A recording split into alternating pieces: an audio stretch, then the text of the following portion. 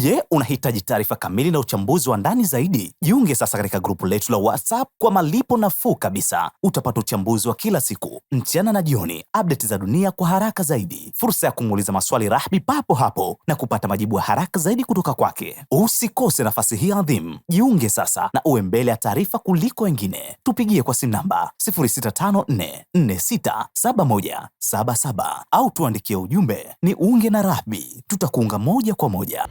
Ni Mashariki ya Kati ipo kwenye vita ambayo ni kama hawajaifanya rasmi, lakini kiuhalisia kuwa hali imerejea ilivyokuwa kati ya mwezi wa 3 na wa 4. Yaani siku 60 zile zilizosababisha mgogoro mkubwa, nakumbuka. Basi hii hali ndio ilivyo hivi sasa kwa eneo kubwa la Mashariki ya Kati. Karibu nchi zote zilizohusika na mzozo hapo awali zinaonekana zimekuwa pamoja kwenye hili swala. Lakini mara hii maswali yamekuwa mengi zaidi. Mbona Oman ikaingia sana? Kwa sababu mashambulizi ya Irani yalielekea Omani wakati Arakchi akiwa kwenye ziara kule Omani, pia mashambulizi ambayo yalipiga kule Musandam na yale yaliyokwenda kule Duqm.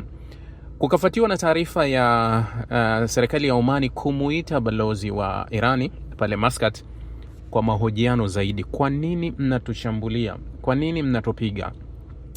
Katika hili kuna mawazo tofauti, yamekuwa mchanganyiko hasa ya wachambuzi wengi wanaofuatilia hili swala kwa karibu, na wengi wanaamini kuwa kuna kama kamchezo fulani kanachezwa kati ya Omani na Irani kuonyesha kuwa kama hawako pamoja, lakini kiuhalisia kama vile wanacheza ngoma yenye mdundo mmoja.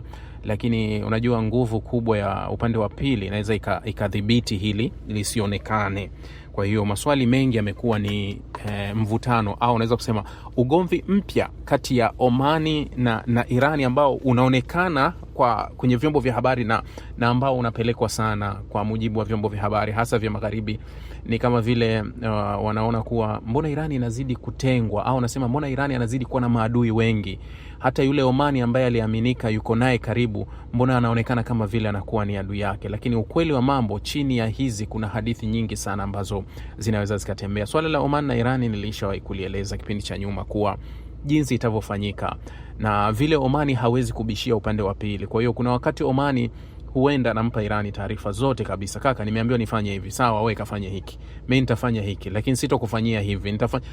Imekuwa ni mwendelezo wa hayo ambayo unaweza kusema yanaendelea. Taarifa ya CENTCOM imesema kuwa imekamilisha takriban mashambulizi 300 katika maeneo tofauti ndani ya Irani, ikisema kuwa imeendelea kudhoofisha uwezo wa Irani hasa kwa maeneo yake ya kijeshi yaliyo katika pwani kwenye ghuba ya Uajemi. Maana yake ukitazama mashambulizi mengi ambayo yameelekezwa na Marekani, yote karibu yamecheza kwenye pwani tu, hayajatoka nje ya pale. Na yote hii ni kujaribu kudhoofisha, wanasema kudhoofisha uwezo wa Irani wa kudhibiti lile tangazo la meli hazipiti zinapita. Kwa hiyo ni katika hilo kujaribu kudhibiti. Jana taarifa iliyochapishwa na Irani awali walisema kuwa walikuwa wameufunga kamili mfereji wa Hormuz na kurudisha zama zile mpaka pale wanaposema litapotoka tangazo jingine. Lakini katika hilo wakasema kuwa mpaka pale Marekani atapoacha kuingilia uratibu wa Hormuz ndio tutakuja tuifungue. Baadaye mchana CENTCOM ikatoa taarifa ikasema kuwa si kweli kuwa Irani wamefunga kwa sababu hawakuwahi kudhibiti Hormuz.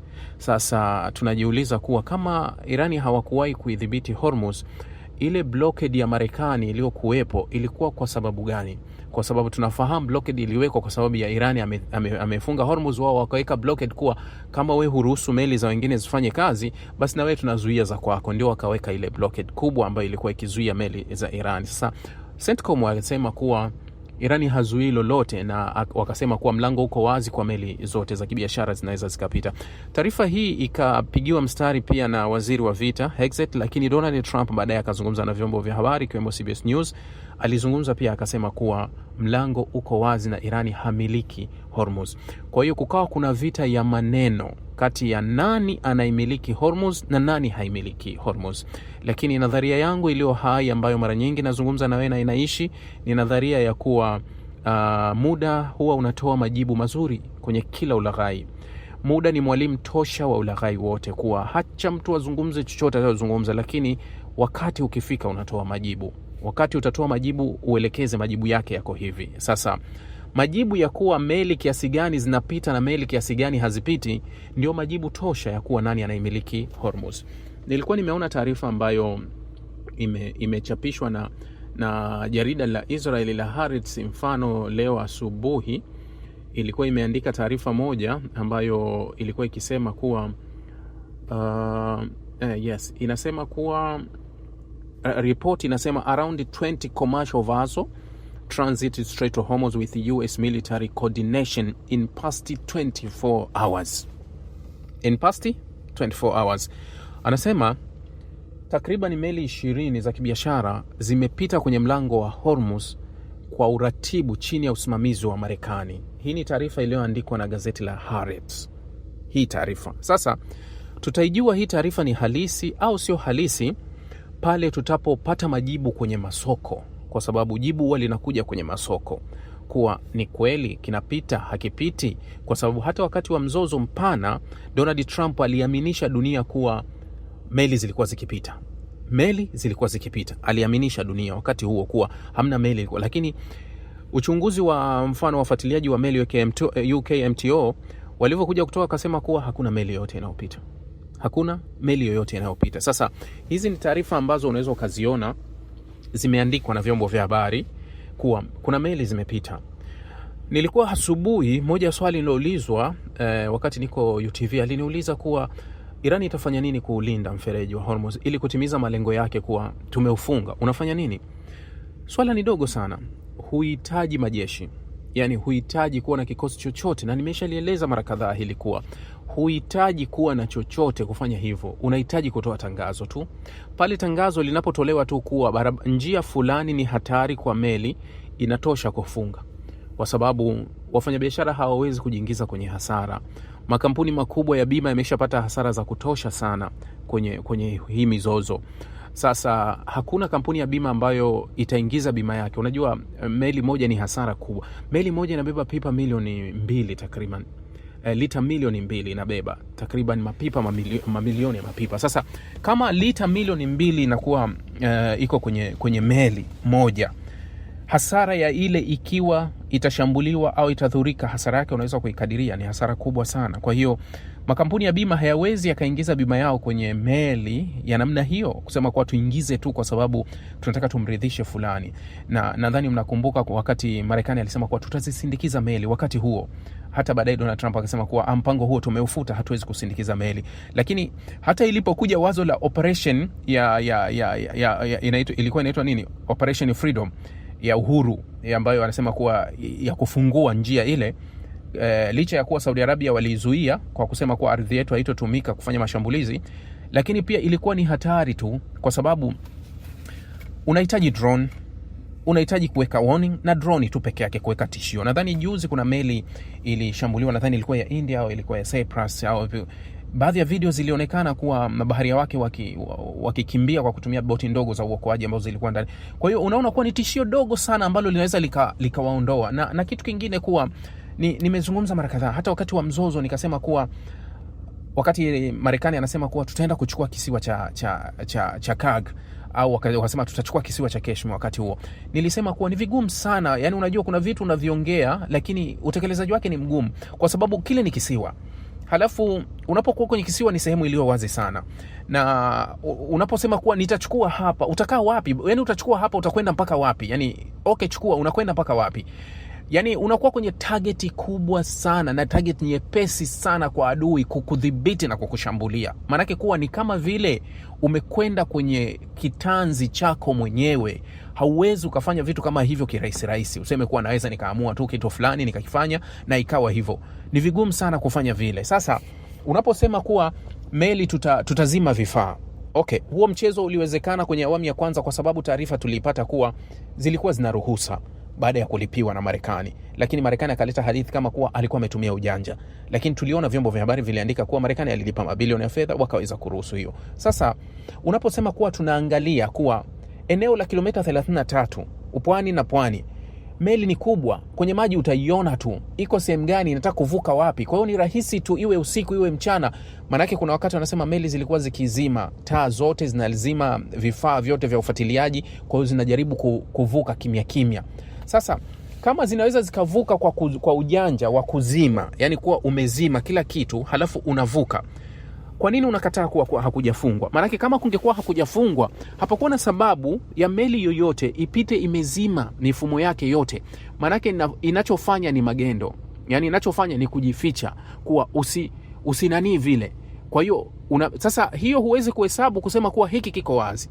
Tafsiri ya kuwa wazi ni ile kuwa iko wazi, tunapita na hawezi kukufanya lolote. Hiyo unaweza kusema hii ni tafsiri ya iko wazi. Lakini kama itakuwa unafanya ujanja wa aina yoyote, kuwa zimeni mifumo, zimeni taa, meli ipite kimya kimya, isijulikane, ipitisheni taratibu, iende huku, huwezi kusema kuwa hii ni, yani hii ni sawasawa unafanya kazi sehemu, halafu mmepata kaupenyo cha kumuibia bosi, mnapiga, halafu muifanye kuwa ni official.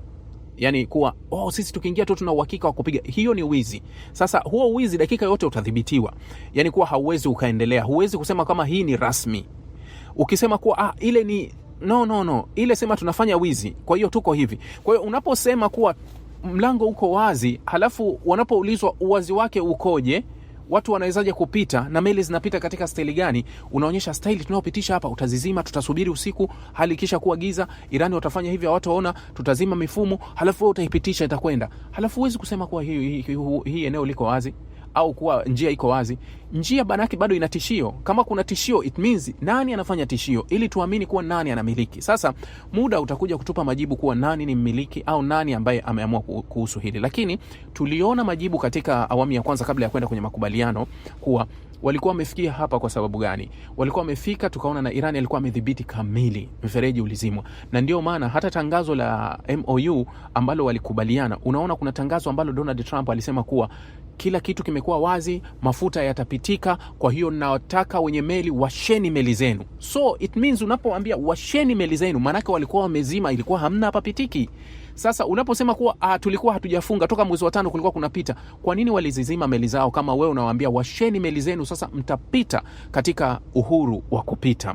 Sasa wachambuzi wengi wanakubaliana kuwa mvutano unaoendelea hivi sasa ni mvutano ambao unajaribu kutengeneza mazingira mazuri ya kwenye meza. Na hili huwa ninalizungumza nayo mara nyingi kuwa mazungumzo ya kwenye meza huwa yanaakisi kile kilichotokea kabla.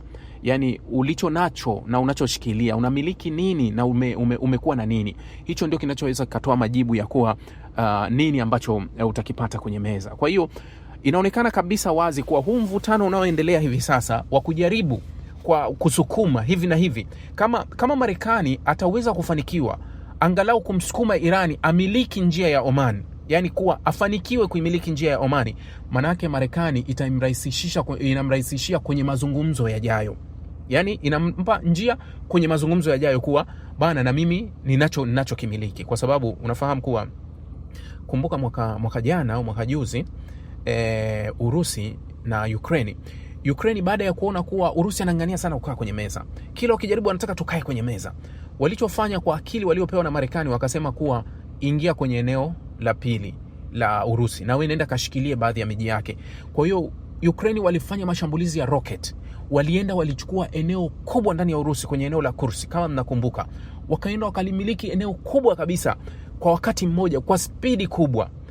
Lengo lilikuwa baada ya kulichukua hili eneo, tutapokuja ukaa kwenye meza na sisi tutakuwa tuna sauti. Pale utaposema kuwa ondokeni mashariki, na sisi tutakwambia ondoka kwetu, na sisi hatuondoki. Kama wangekuwa na uwezo wa kushikilia bomba. Ndio pale tukasikia Urusi amekwenda kwa rafiki yake Korea, akaomba vikosi akapewa, vile vikosi ndio vikaja kuwasukuma Ukraine kuhakikisha kuwa wanalikosa lile eneo na wakalipoteza 100% baada ya muda mfupi kulikalia. Kwa hiyo alichokuwa kikitafuta Ukraine ni kutafuta udhibiti wa kuja kuweka mazungumzo mazuri kwenye meza.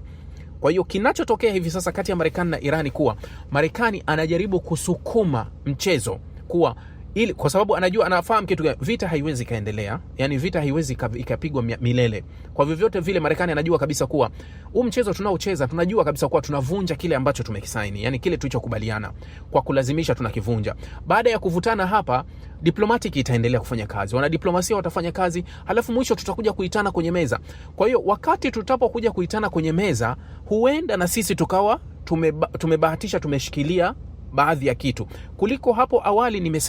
Nilisema kuanzia mfano mazungumzo yaliyomalizika mara mbili kabla ya vita. Nilizungumza haya mazungumzo, nikasema kuwa mara ya kwanza walikwenda kwenye mazungumzo, Marekani, Israel na upande wa magharibi ulikuwa unayashikilia mazungumzo kwa 60%.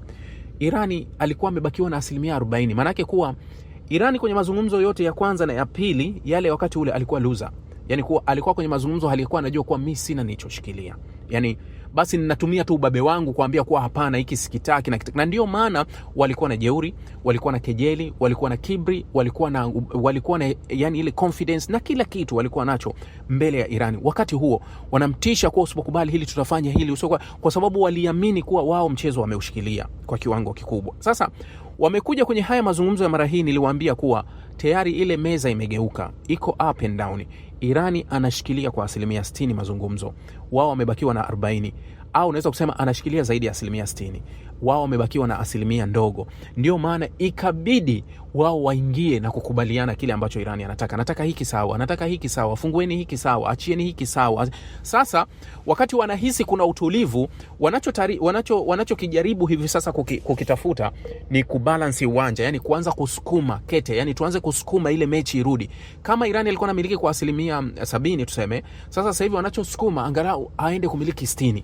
Tuje kwenye meza angalau tuna 40 kiasi, yani au tuje kwenye meza tukiwa 50-50. Kama tutakuja kwenye meza tukiwa 50-50, na sisi sauti zetu zitakwenda zaidi, yani sauti zetu zitasikika zaidi upande wa pili. Kwa hiyo huu mgogoro ambao unaendelea hivi sasa na ambao tumeona sasa mashambulizi yakielekea Jordan, mashambulizi yakielekea Bahrain, Kuwait, Omani, Qatar na kwingine kote, tumeona mashambulizi yamekuwa yamevuka, kwa sababu GCC karibu zote zile zilishiriki awali na zenyewe zimeshiriki.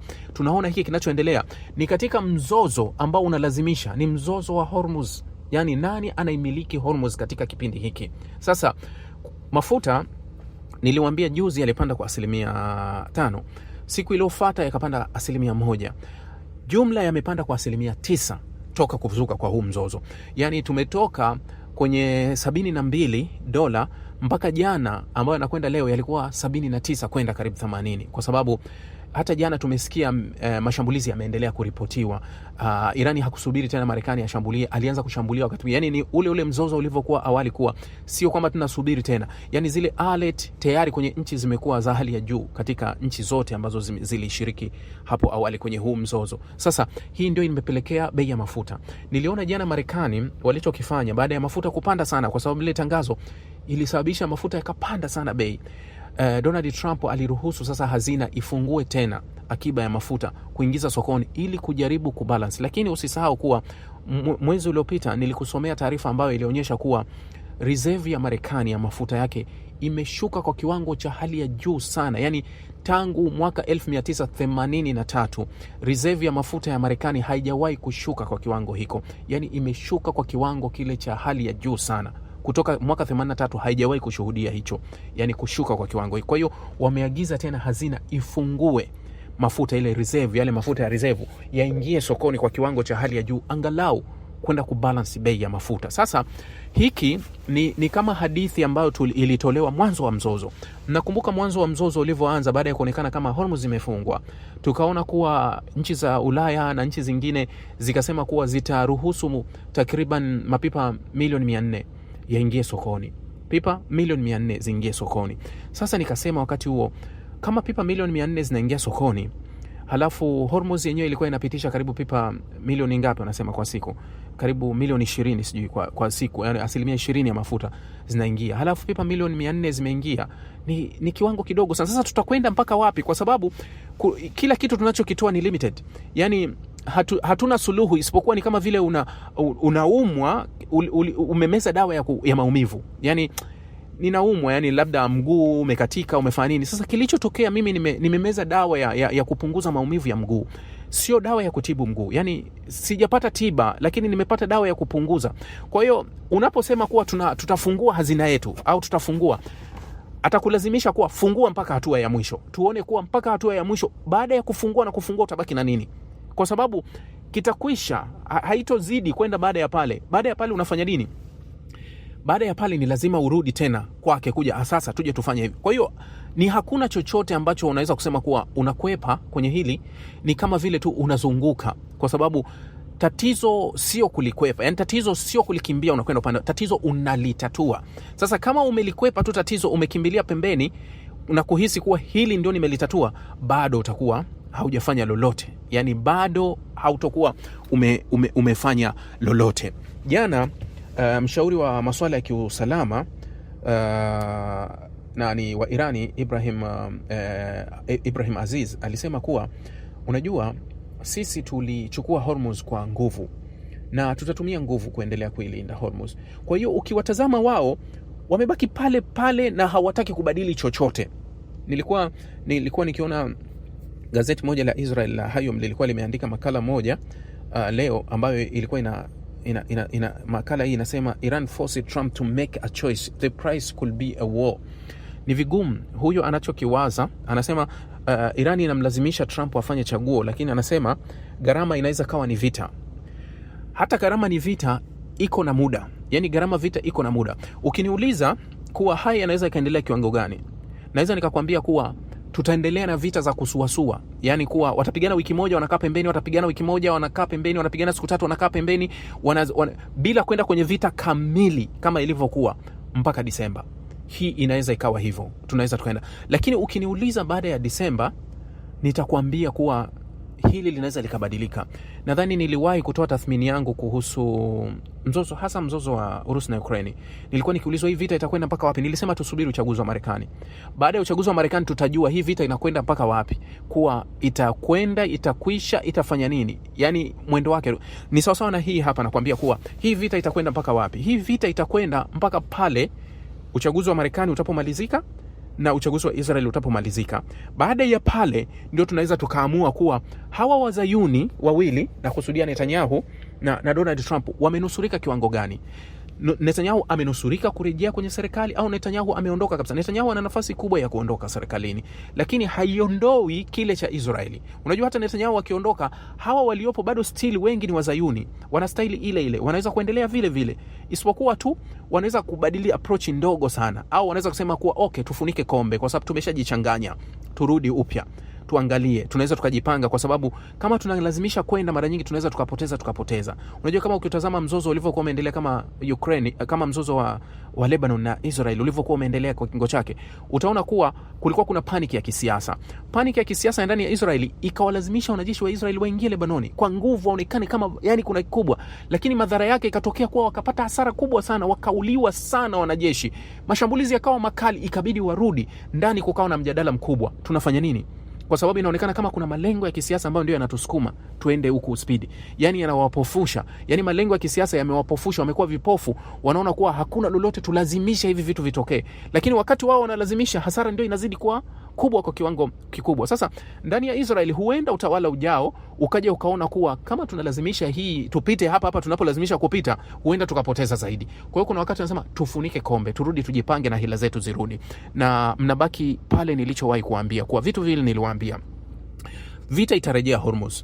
Niliwaambia hata wakae miaka 10, miaka 20 watarudi kwa ajili ya Hormuz. Lakini nikawaambia jambo moja ambalo liko hai na ndio linaloendelea hivi sasa, kuwa turufu kubwa ya udhibiti wa Hormuz itakuwa Oman. Na leo mnakiona kuwa Oman inalazimishwa kwa nguvu zote iwe sehemu, kwa sababu ili umchallenge Irani kwenye Hormuz ni lazima ukae Omani. Yani ni lazima uwe karibu na Omani. Kwa hiyo Omani anaweza kubaki ni kama mwanamwari ambaye anagombewa kwa pande zote. Kila upande unataka ummiliki kwa hivi sasa. Yani kila upande unaona kuwa Irani ili abaki kudhibiti Hormuz ni lazima akubaliane na Omani.